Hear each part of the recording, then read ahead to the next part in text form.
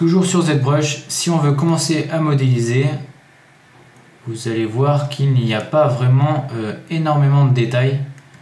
Donc c'est normal. Si on active la grille avec majuscule F, on voit que il n'y a pas énormément de polygones. Ici on a 8066 points. Donc pour commencer, on peut faire la méthode Dynamesh. Donc si on clique sur Dynamesh avec la résolution 128, hop, on voit que il y a énormément plus de points. On était à 8066, là on est à 41101. Donc si on dessine et qu'on désactive ça, hop, on va voir que voilà, c'est vraiment plus net. Si par exemple on augmente encore la résolution,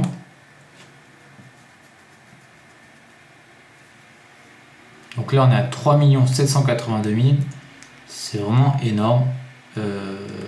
Hop, là voilà, c'est vraiment énorme. On va hop, voir encore plus de netteté.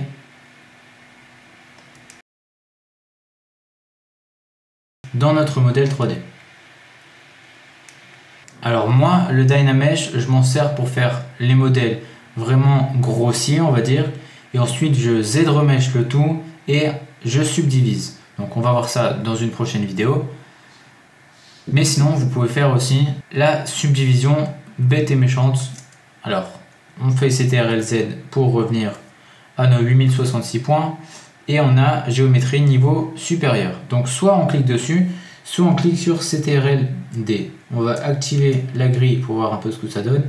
CTRL-D, hop, on la désactive, on la réactive.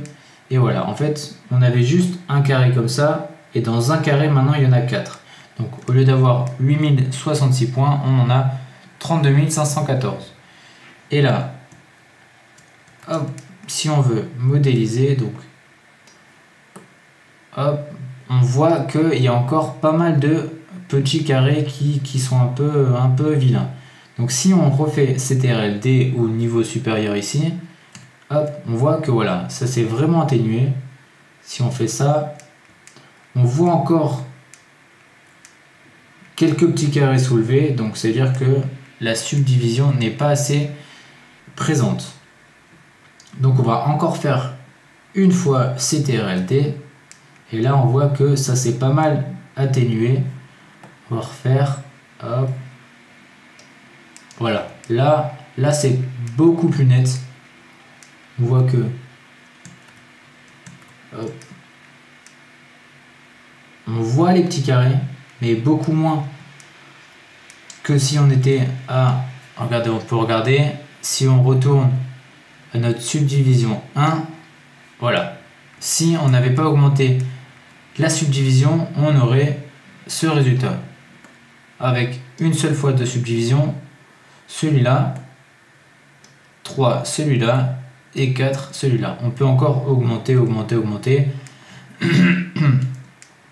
mais après c'est vraiment trop et ça vous fait des fichiers assez énormes. Donc voici les deux méthodes pour subdiviser. Maintenant, je vais vous parler des brosses que j'utilise le plus souvent pour modéliser en 3D.